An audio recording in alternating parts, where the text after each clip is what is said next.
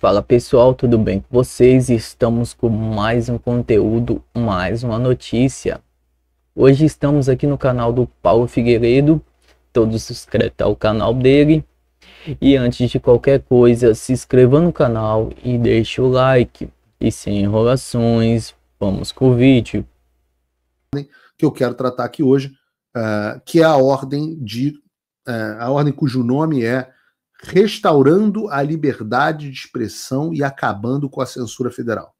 E aqui tem um trecho que eu simplesmente não posso deixar de citar ipsis literis. O que diz assim? A ordem diz, aspas, será a política dos Estados Unidos assegurar que nenhum recurso do pagador de impostos seja usado para engajar, facilitar qualquer conduta que inconstitucionalmente limitaria a liberdade de expressão de qualquer cidadão americano.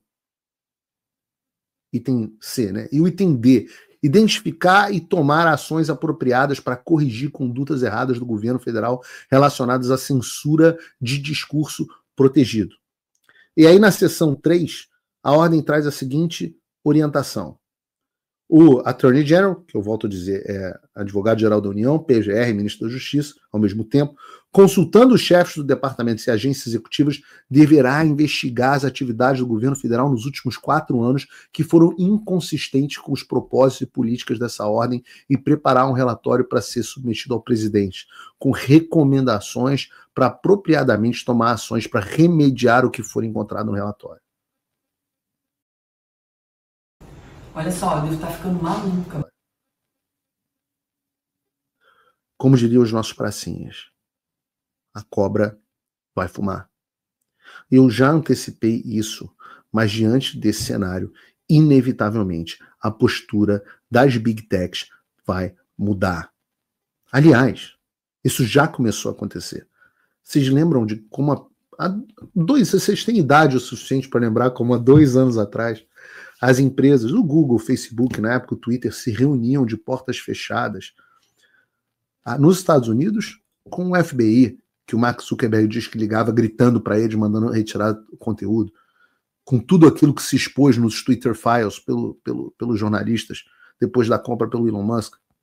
Mas no Brasil, lembram como eles se reuniam a portas fechadas com o TSE e aceitavam todas as determinações passivamente? Ora, tá lá, é objeto das reportagens do Glenn Greenwald sobre o Tailleferro. Pois olhem o que está acontecendo agora. Google, X, TikTok e Meta faltam a debate da AGU sobre redes sociais. Notícia do Congresso em Foco. Nem o pessoal da Google, nem a Meta, que engloba Facebook, Instagram e WhatsApp, nem do X, nem mesmo os chineses do TikTok, que agora são amiguinhos do Trump, que reestabeleceu o TikTok nos Estados Unidos por enquanto, nenhum deles compareceu à audiência pública realizada pela Advocacia Geral da União do Lula sobre regulamentação das redes sociais. Não foram. Bom, aí você tem que ser muito inocente para acreditar que cada um faltou por um motivo. Evidente que isso foi de forma coordenada. O Mark Zuckerberg da Meta, o Sundar Pichai do Google e, evidentemente, o Elon Musk do X, estavam todos eles na posse do Trump. O Bill Gates da Microsoft, fundador da Microsoft e ainda um dos principais acionistas, encontrou com o Trump recentemente a portas fechadas dentro da casa do Trump em Mar-a-Lago e disse que saiu impressionado. Palavras dele. Eu estou dizendo isso para vocês. Alguém tem que prestar atenção. Corta aqui para mim de novo. A onda que o Alexandre surfou para implementar a censura no Brasil, essa onda, ela veio dos Estados Unidos. Essa onda já deu na praia. O que ele não percebeu ainda é que se você olhar, não está aqui ainda, mas se você olhar e fizer assim, ó, se você tiver uma vista boa e estiver observando de um ponto de vantagem, você vai ver que está vindo um tsunami na direção do Alexandre. Eles não perceberam isso ainda, o que é a nossa sorte, porque na hora que eles perceberem, eles vão correr pelas montanhas. Mas por enquanto, eles não perceberam. Essa época em que as redes sociais censuraram todo mundo com apoio do governo americano e financiamento do governo americano, onde o governo americano promovia, financiava e dava o arcabouço teórico financeiro para o complexo industrial da censura, isso acabou. E isso tudo antes de qualquer relatório da administração Trump que vá, e a gente espera que vá, expor o conluio entre essas organizações, essas Big Tech e o governo Biden. Mas melhor do que isso, entre o governo Biden e o regime Alexandre. Pois bem. Pausa para um gole d'água. Eu volto a dizer que Paulo Figueiredo Show é o único programa onde um doido senta e fala por 1h15, 1h20, sem parar, sem intervalo comercial. Bom, o que me impressiona nessa história é que tem gente, acho que a gente não botou na pauta, mas tem uma coluna da Miriam Leitão sobre isso. Tem gente que acha que o Donald Trump está alheio ao que está acontecendo no Brasil. Tem gente que acha. E aqui tem 2 pontos.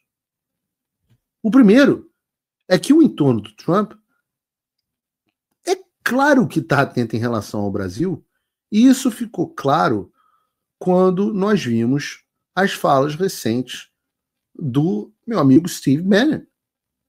Essa notícia está disponível no site do Paulo Figueiredo Show, e o resumo da ópera é que o Steve Bannon, que todo mundo sabe que é o cara que idealizou a existência do Donald Trump como líder desse movimento nacional populista, foi estrategista-chefe da primeira campanha dele, é um cara muito próximo do Trump. Eu fui no... Aliás, tem até aqui, ó. Por um acaso está até aqui. Eu fui um mês atrás no lançamento de um livro sobre do Steve Bannon, e tá aqui, ó, Rebels, Rogues and Outlaws, esse livro aqui. Eu fui no lançamento desse livro, o convite do próprio Steve Bannon, e se você for abrir o livro, você vai ver, por exemplo, olha as pessoas que foram no programa do Steve Bannon. Olha aqui, ó, conhece? Robert Kennedy Jr., um dos caras mais próximos do Trump. Se eu abrir aqui não dá tempo de eu ficar abrindo, mas conhecem? Tucker Carlson. O que mais?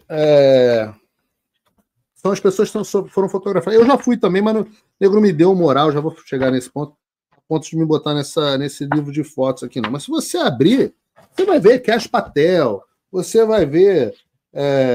os nomes são vários aqui, ó. Sebastian Gorka, que era o assessor do Trump de assuntos internacionais. Todo mundo no livro, que foram as pessoas que participam do programa que o Steve Bannon tem aqui, que é o War Room. A boa notícia é que eu estou já há algum tempo em conversas com o Bannon para fazer o War Room Brasil, que vai ser, a princípio, um programa semanal dentro da plataforma do War Room, onde todas essas estrelas participam, onde a gente vai falar sobre Brasil. E eu, inclusive, para irritar bastante o povo, chamei o Alan dos Santos para fazer comigo, para participar comigo e com o Bannon dessa empreitada. Vamos ver como é que isso vai repercutir aqui para frente. Tomara que aconteça, tomara que a gente consiga viabilizar. Esse cara que é tão próximo,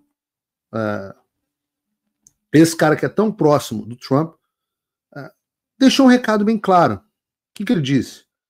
A nossa recomendação é que deve haver sanções severas ao Brasil e particularmente a esse juiz Moraes para não ter nenhum acesso aos Estados Unidos.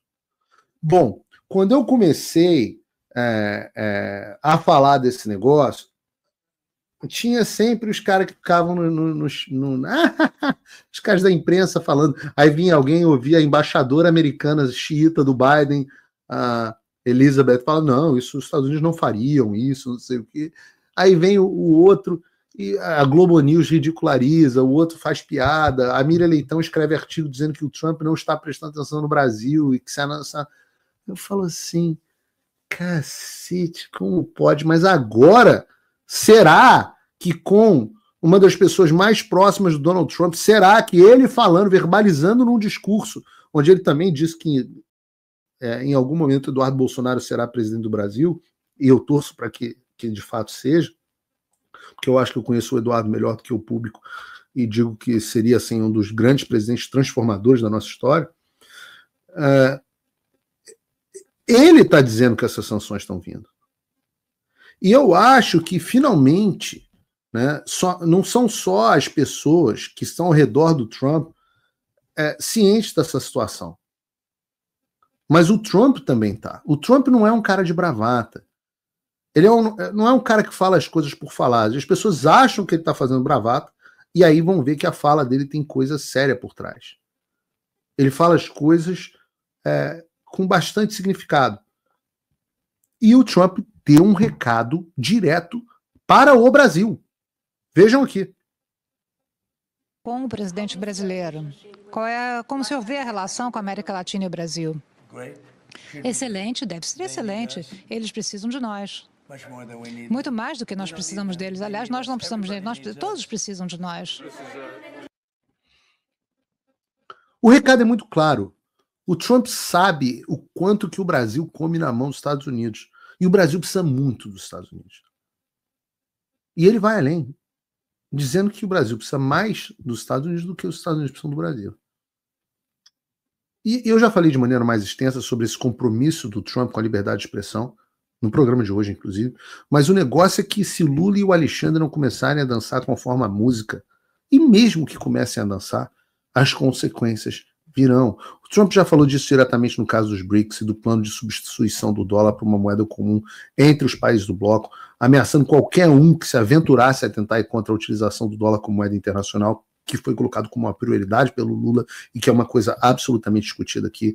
Além disso, o Zuckerberg, depois das reuniões com o Trump, reforçou que a ideia do governo é combater a censura à liberdade de expressão, inclusive fora da América, em parceria com o governo.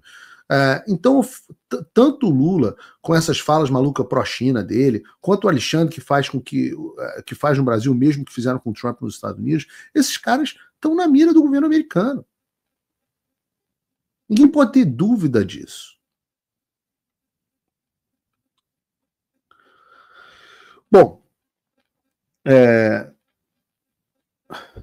não sei se está aqui na nossa pauta, deveria estar aqui nesse momento, falha minha de não ter revisado, mas deveria estar aqui nesse momento a ideia de que estas sanções não são mais... o vídeo está aqui na agulha. Essas sanções não é só mais o Trump que percebe... ou melhor, não é mais só o Paulo Figueiredo falando, não é mais só o Steve Bannon falando. Parece que finalmente a esquerda está percebendo aquilo que eu venho dizendo há muito tempo, que é o fato de que a política externa dos Estados Unidos em relação ao Brasil será dura para o Brasil. Aquilo que ridicularizavam há um tempo, hoje é realidade.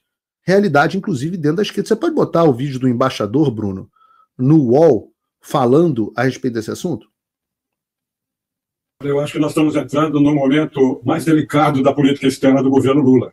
Quer dizer, você tem não só a relação bilateral com os Estados Unidos, você tem a COP30, você tem o BRICS agora em junho, você tem a questão do Panamá, a questão da Venezuela, você tem a questão da imigração, que pode afetar os brasileiros, você tem a questão das tarifas, que também pode, de alguma maneira, afetar os interesses do Brasil. E você tem também uma frase que ele pronunciou ontem, e uma decisão que ele tomou ontem também, que é a liberdade de expressão. Quer dizer, isso aí, eu acho que esse conjunto de coisas vão fazer com que, em algum momento no futuro, e eu concordo, não é através do Lula, não é através do Trump, mas é através do secretário de Estado, Marco Rubio, que essas medidas virão. Vocês devem ter acompanhado que já houve 2 manifestações da Câmara dos Representantes dos Estados Unidos, a Câmara dos aquela que a imprensa não cobriu, aquela que foi obtida graças ao nosso trabalho. É isso mesmo? Peraí, vocês estão ouvindo um cara dentro do UOL, que é o Rubens Barbosa, que é ex-embaixador do Brasil em Washington, dando um banho de realidade nos caras. Ele está falando assim, olha, a situação do Brasil é péssima. Vocês devem observar que já houve 2 manifestações, aquelas que eu colei aqui para vocês, e que teve gente que falou assim, isso não é nada. Ah, não acredito mais em nada, não deu em nada. E aí, o que aconteceu disso? É a dificuldade de entender como é que as coisas acontecem. Que não existe plantação, não existe colheita sem plantação. Então você vai plantando, você vai regando, aí daqui a pouco você colhe os frutos. Isso aqui foi a plantação. Quem está dizendo? É o Paulo Figueiredo? Não. É o embaixador Rubens Barbosa dentro do UOL. Será que agora alguém vai começar a me ouvir? Será que a imprensa vai continuar ignorando os acontecimentos aqui, fingindo se esconder embaixo da cama, fingindo que não viram? Vejam. Em relação a questões aqui no Brasil. Foi mandada uma carta de alguns deputados da Comissão de Relações Exteriores para o Comitê de Direitos Humanos da OEA, pedindo que fosse aberta uma investigação sobre o Brasil por causa justamente da liberdade de expressão de americanos aqui no Brasil. Essa foi a carta do Chris Smith. Bom, vocês devem lembrar de quem é o Chris Smith, né? Aquele que comandou a audiência da qual fiz parte. E se não fosse feito isso, que eles iam retirar o apoio financeiro do governo americano à Comissão de Direitos Humanos da OEA. E a outra medida foi um projeto de lei apresentado por uma deputada republicana que determina a cassação do visto para o ministro Alexandre de Moraes. Isso já existe.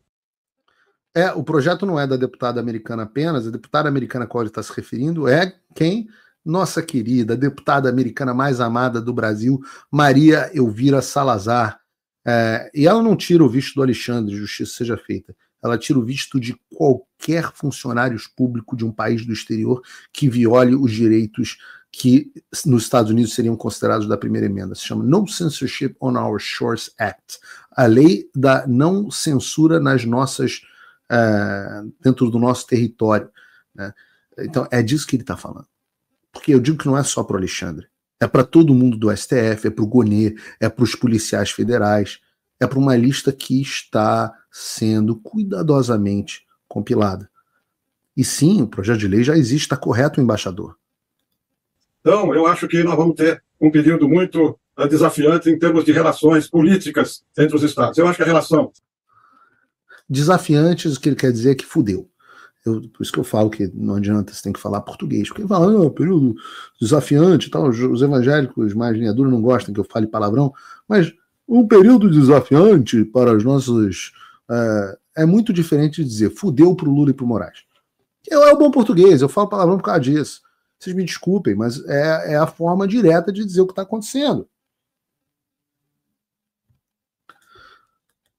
Entre os governos vai ser muito difícil, mas a relação entre os estados vai continuar normalmente. Como o Trump falou, é verdade, a gente depende mais dos Estados Unidos pelo comércio, pelo investimento, e por medidas que não sejam tomadas que impactem no Brasil, do que nós podemos influir contra os interesses dos Estados Unidos. Então vamos ter que aguardar, ter uma atitude pragmática, uma atitude tranquila e não reagir, como aparentemente eu recebi agora cedo um vídeo, não sei se é verdadeiro, com uma reação do presidente Lula, que eu acho que não cabe, não devia reagir a nada que seja dito pelo governo americano em relação às relações bilaterais.